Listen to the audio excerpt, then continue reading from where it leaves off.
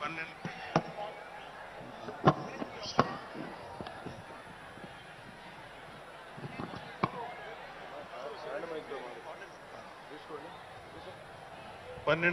జనసేన ఆవిర్భావ దినోత్సవ శుభాకాంక్షలు తెలియజేస్తున్నాం.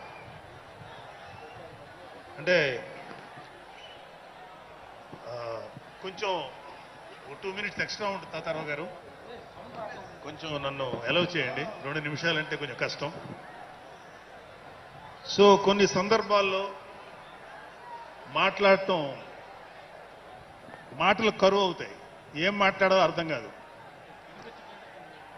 ఎందుకంటే ఒక సంవత్సరం దాదాపు 9 నెలలు 10 నెలల క్రితం మనం అధికారంలో లేవు. అప్పుడు మనకి ఎలాంటి విషయాన్నైనా ఏ విషయాన్నైనా తీవ్రంగా మాట్లాడగలిగేటువంటి శక్తి ఉంది.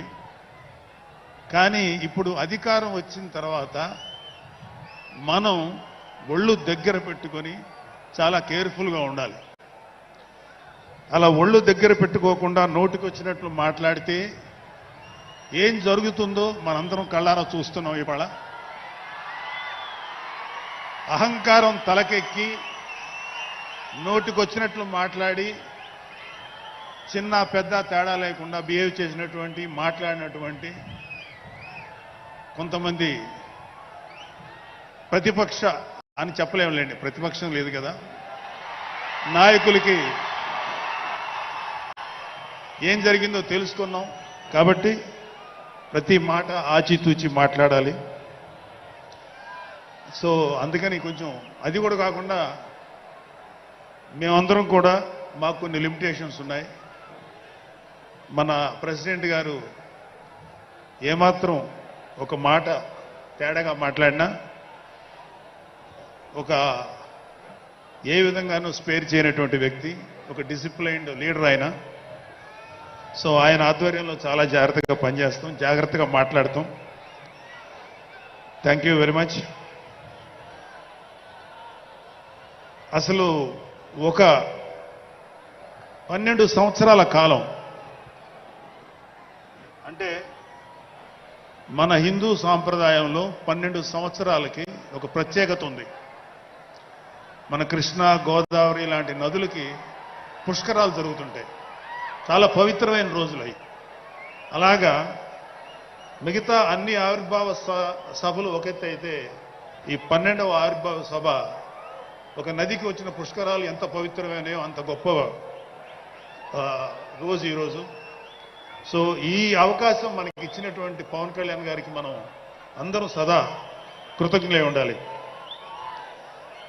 ఇప్పుడు పవన్ కళ్యాణ్ గారు ఆయన సాధించినటువంటి సక్సెస్,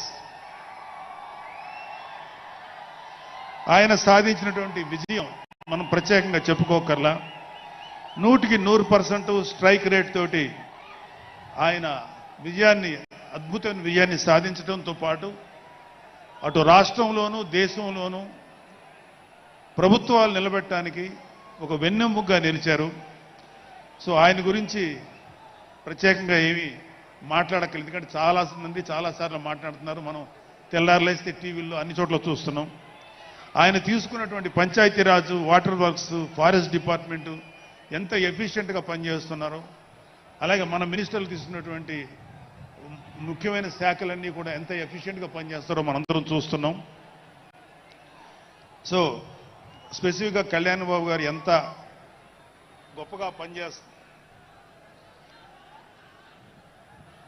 గొప్పగా పనిచేస్తారని మనమేమి ప్రత్యేకంగా మాట్లాడుకోకర్లేదు.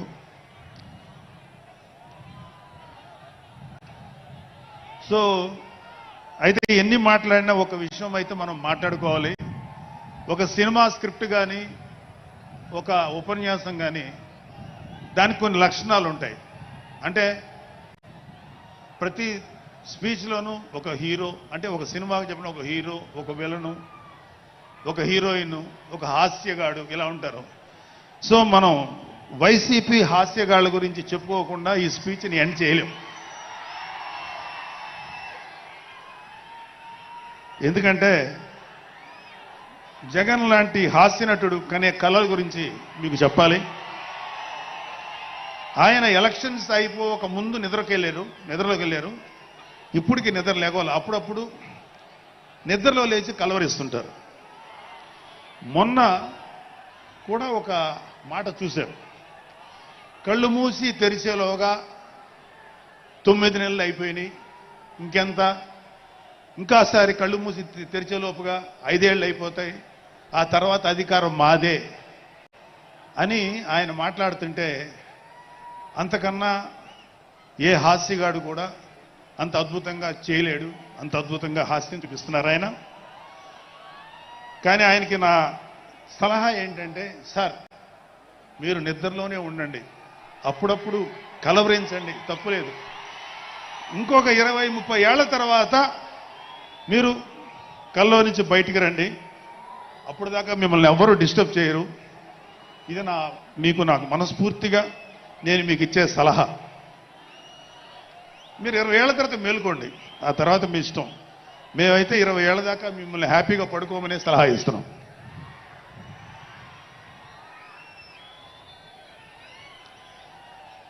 సో ఆంధ్రప్రదేశ్లో పవన్ కళ్యాణ్ గారి యొక్క చొరవతోటి ఏర్పాటైనటువంటి ఈ కూటమి ప్రభుత్వం ఎన్ని చోట్ల ఎంత పెద్ద సక్సెస్ అయిందో, ఎంత 164 సీట్లు సాధించే దిశగా ఆయన ఎంత కష్టపడ్డారో మనందరికీ తెలుసు. అయితే మా అదృష్టం ఏంటంటే ఇక్కడ పిఠాపురంలో జరుగుతుంది కాబట్టి పిఠాపురంలో ఎలక్షన్స్ ఎలా జరిగినాయో ఒక 2 మాటలు చెప్పకపోతే, నేను పిఠాపురంలో పనిచేసి పిఠాపురం అభిమానుల యొక్క అభిమానాన్ని చూరగొన్న పవన్ కళ్యాణ్ గారికి, అలాగే పిఠాపురం యొక్క జన సైనికులకి, పౌరులకి నేను కృతజ్ఞత చూపించినట్టు అవుతుంది. సో వాళ్ళ కోసం ఈ 2 మాటలు మాట్లాడుతున్నాం. సో పవన్ కళ్యాణ్ గారు పిఠాపురంలో మమ్మల్ని పనిచేయమన్నారు. అంటే నన్ను, మా ఫ్రెండ్ అజయ్ గారిని, అలాగే మర్రెడ్డి గారిని, రత్నం గారిని, శంకర్ గౌడు, మహేంద్ర, పంచకర్ల సందీప్, ఇలా మాకందరికీ పిఠాపురంలో పనిచేసే అవకాశం ఇచ్చారు. మేము పని మొదలెట్టిన తర్వాత మాకు అర్థమైంది ఏంటంటే,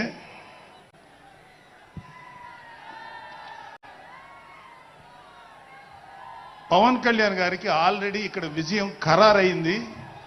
మనం ఓన్లీ పని చేస్తున్నట్టుగా ఉండడమే తప్ప మనం కొత్తగా చేయాల్సిన పని ఏమీ లేదు అని చెప్పి నాకు అర్థమైంది.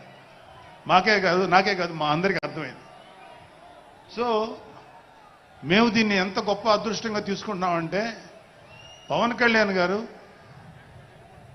మీరు పని చేసేటువంటి మేము ఇక్కడ ఏదో పని చేసాం అనే తృప్తి మాకు ఇవ్వటం కోసం ఆయన ఈ మమ్మల్ని అపాయింట్ చేశారు తప్ప ఆయన గెలుస్తారన్నది, ఆయన అఖండ విజయం సాధిస్తారని ఆయనకు ముందే తెలుసు. కానీ ఆ సాటిస్ఫాక్షన్ మాకు ఇవ్వడం కోసం మాకు ఈ అవకాశం ఇచ్చారు. అయితే అది మా అదృష్టంగానే ఫీల్ అవుతున్నాం.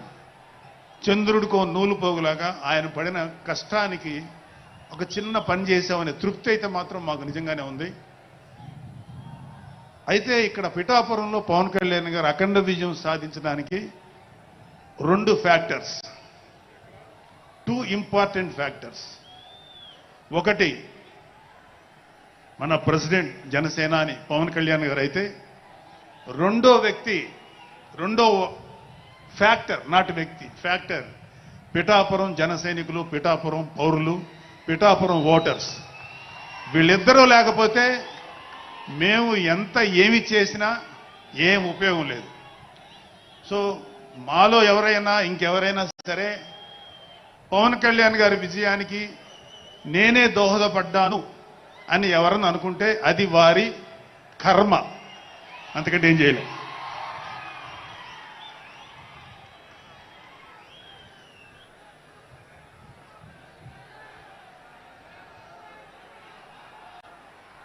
సో ఇక్కడ మన ప్రెసిడెంట్ పవన్ కళ్యాణ్ గారికి ఆయన గురించి చెప్పడానికి ఒక ఇంపార్టెంట్ విషయం చెప్పాలి.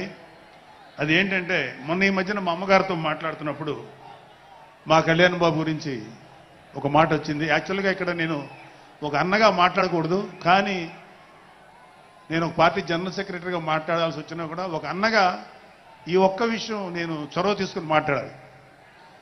సో మా అమ్మని అడిగాను, అంటే ఆవిడ నాతో చాలా ఫ్రెండ్లీగా ఉంటుంది. ఆవిడని అడిగా, ఏదో మాటల్లో వచ్చింది, అమ్మ మమ్మల్ని అంటే ఏ తల్లి అయినా ఒక ఆడతల్లి ఒక స్త్రీమూర్తి బిడ్డను కనేటప్పుడు చాలా నొప్పులు పడుతుంది, అదొక పునర్జన్మ అంటారు. అలాంటిది నేను మా అమ్మని అడిగా, నేను పుట్టినప్పుడు ఏమన్నా పెయిన్స్ అనుభవించావమ్మా అని.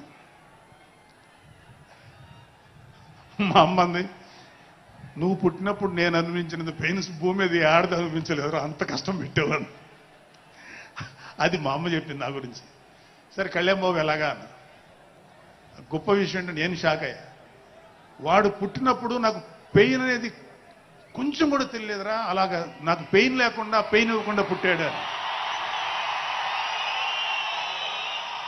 ఈ విషయం నేను కొంచెం షాక్ అయ్యా. అదేంటమ్మా కనీసం పెయిన్స్ ఉంటాయి కదా, ఏమోరా నాకు ఏమాత్రం పెయిన్ తెలియకుండా పుట్టాడని. సో నేను ఏమంటానంటే, పుట్టేటప్పుడు కన్న తల్లికి కూడా ఏమాత్రం నొప్పి బాధ ఇవ్వకుండా పుట్టిన పవన్ కళ్యాణ్ లాంటోడు, అలాంటి నాయకుడు ఈ కూటమి భాగస్వామ్యంలో ఉప ముఖ్యమంత్రిగా ఉన్న నాయకుడు ప్రజలకి ఎందుకు బాధలు రానిస్తాడు? వాళ్ళకి ఏ బాధలు కష్టాలు రాకుండా గుండెల్లో పెట్టుకొని చూసుకుంటాడు.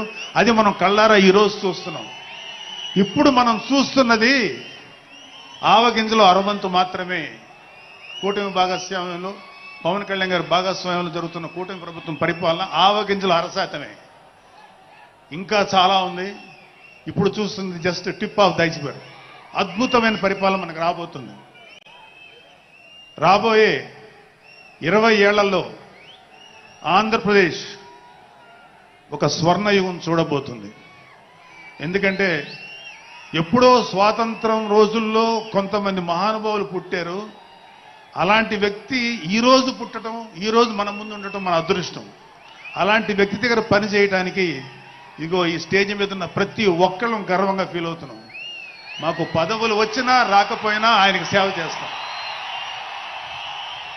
నేనేమంటానంటే, మీరందరూ తెలుసుకోవాల్సింది, మీరు పవన్ కళ్యాణ్ అంత గొప్పవాడు కండి, తప్పులేదు. రాకపోతే అంతగా అవ్వలేకపోతే ఒక గొప్పవాడికి అనుచరుడిగా మారండి, ఏదైనా మంచిదే. నేను ఆ పని చేశాను. రెండో పని, పవన్ కళ్యాణ్ గారు అంత గొప్పగా నేను అయ్యే దమ్ము లేదు, కానీ ఆయనకి అనుచరుడిగా మాత్రం నాకు అవకాశం ఇచ్చారు. అది నేను చాలా సంతోషపడతాను. ఎందుకంటే ఇవాళ కళ్యాణ్ బాబు లాంటి వ్యక్తి, ఇక్కడ ఉన్నటువంటి మా నాయకులు ఎవరైనా సరే, మేము చూస్తున్నది కేవలం ఒక జనరేషన్ కాదు, రాబోయే 3-4 జనరేషన్స్. అంటే మీరు, మీ పిల్లలు, మీ గ్రాండ్ చిల్డ్రన్ ఎంత మంచి ప్రపంచాన్ని చూడాలి, ఎంత మంచి జీవితాన్ని చూడాలి, ఎంత చక్కటి అవకాశాలు రావాలి అనేటువంటి ఆలోచనతోటే ముందుకెళ్తున్నాం. ఖచ్చితంగా రాబోయే 20 ఏళ్లలో ఇది జరిగి తీరుతుంది. పవన్ కళ్యాణ్ గారు ఒక జనరేషన్ కోసం కాదు, రాబోయే 2-3 జనరేషన్ల కోసం కూడా ఆలోచించగలిగేటువంటి గొప్ప నాయకుడు. ఇంకొక చిన్న విషయం ఏంటంటే, నాకు ఎమ్మెల్సీగా అవకాశం ఇచ్చినటువంటి మన ప్రెసిడెంట్ పవన్ కళ్యాణ్ గారికి నా హృదయపూర్వక కృతజ్ఞతలు. అలాగే నేను ఎమ్మెల్సీ కావటానికి నన్ను ప్రోత్సహించినటువంటి వ్యక్తులు, లేదా నేను ఎమ్మెల్సీగా ఉండాలని కోరుకున్న మీలాంటి ఎంతో అభిమానించే కార్యకర్తలు, అలాగే మా నాయకులు, ఆ రోజు నాకు సపోర్టుగా వచ్చినటువంటి మా నాయకులందరూ, మనోహర్ గారు, రామకృష్ణ గారు, విష్ణుకుమార్ రాజు గారు, లోకేష్ గారు, వీళ్ళందరికీ కూడా నా హృదయపూర్వక కృతజ్ఞతలు. అంటే దేవుడు అనేవాడు మనం అడిగితే వరాలు ఇస్తాడు, ఖచ్చితంగా వరాలు ఇస్తాడు. కానీ అడగకుండానే వరాలు ఇచ్చేవాడు పవన్ కళ్యాణ్. అతను ఏమని పిలవాలో మీరే డిసైడ్ చేసుకోండి. చివరిగా ముఖ్యమైన విషయం ఏంటంటే, జనసేనకి ప్రాణవాయువు లాంటి వాళ్ళు కార్యకర్తలు, వీర మహిళలు, జన సైనికులు, అభిమానులు. నేను ఒక జన సైనికుడిని అని చెప్పుకోవటంలో ఉండే ప్రైడ్ నాకు ఇంకా ఏ విషయంలోనూ రాదు. చాలా గర్వపడుతుంటాను. సో అలాంటి జన సైనికులకి మీ అందరికీ మేమందరం అండగా ఉంటాం. ఏదైనా చిన్న చిన్న ఇబ్బందులు తలెత్తినా అవన్నీ సరిచేస్తాం. ఇంకొక విషయం ఏంటంటే జనసేన పార్టీ ఒక్కటే మీరు ఒక కార్యకర్త స్థాయి నుంచి అత్యంత ఉన్నతమైన స్థాయికి చేరుకోగలిగేటువంటి డెమోక్రటిక్ వాల్యూస్ ఉన్నటువంటి పార్టీ జనసేన. కాబట్టి జనసేనలో ఉండండి, జనసేనని ప్రోత్సహించండి. మీకే కాదు, మీ బిడ్డలకు కాదు, మీ మనవళ్ళకు కాదు, రాబోయే తరాలందరికీ జనసేన అండగా ఉంటుంది.